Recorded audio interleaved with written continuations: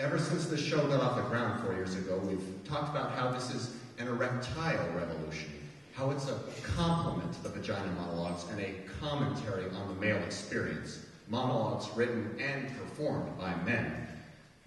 But the truth of the matter is, this show never would have even gotten off the ground were it not for the efforts of so many talented and dedicated women. And while I know that sounds like the typical patriarchal lip service domineering men have been paying women for centuries, let me assure you that we are fully aware of the debt we owe to women like Whitney Mackman, Teresa Warwick Stone, Devin LaBelle, and the hundreds of VAVA supporters who have faithfully attended our productions these past years. Thank you. Yeah, you can clap.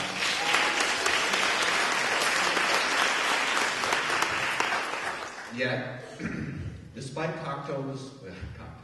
Cocktales' pseudo-feminist bent, ooh, weird, until very recently, the question of whether or not to allow a woman to share the stage with us had sort of been a proverbial bullet many Cocktales leaders, including myself, had wanted to dodge.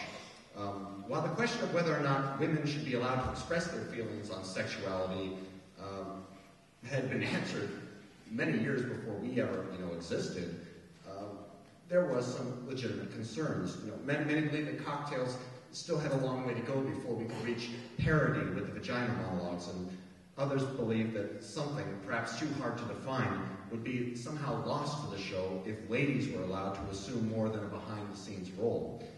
Inevitably, however, there were too many requests and too many gray areas to avoid the subject. For example, if Cocktales was willing to allow a male-to-female transvestite in the show, why not a female-to-male?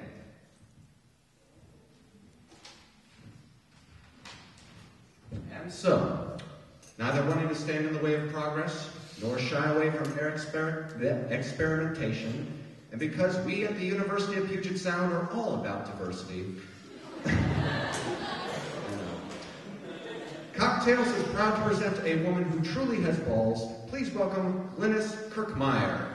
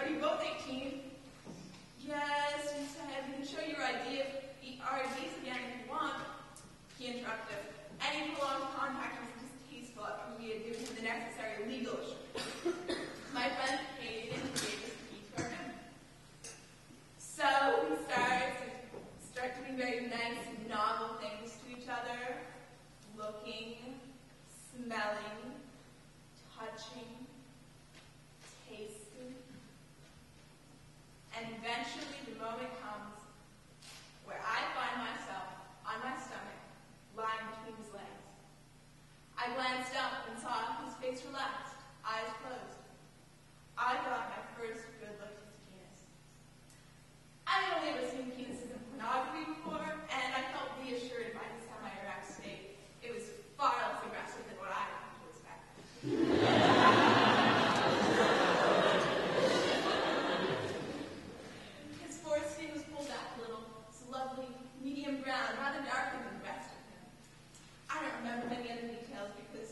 I was so nervous I could hardly look at it for more than a second.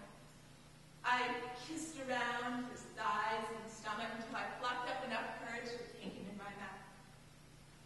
I don't remember much of that either, but I do remember it very distinctly. He felt silky.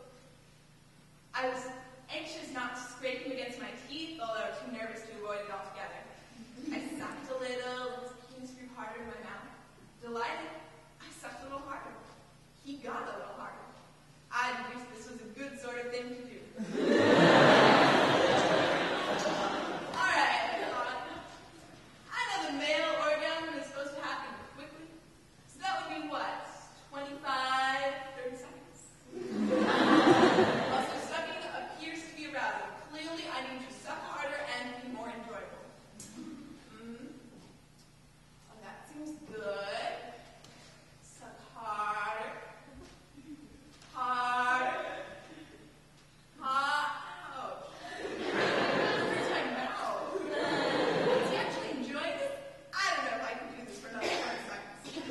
I stole and yelled, and a hand hooked under my chin, gently but firmly pulling me away from his crotch, indicated that he was indeed even more uncomfortable than I was. Immediately realizing my mistake, I began to feel terrible. Instead of giving him an orgasm, I had hurt him. But as soon as he could draw me up far enough, he reassured me with his characteristic quick little kisses, not letting go as I crawled up next to him. He held my face and stroked my body. I kissed him for a few moments before glancing down. I couldn't be sure without my glasses, but his penis looked wet and abnormally purple.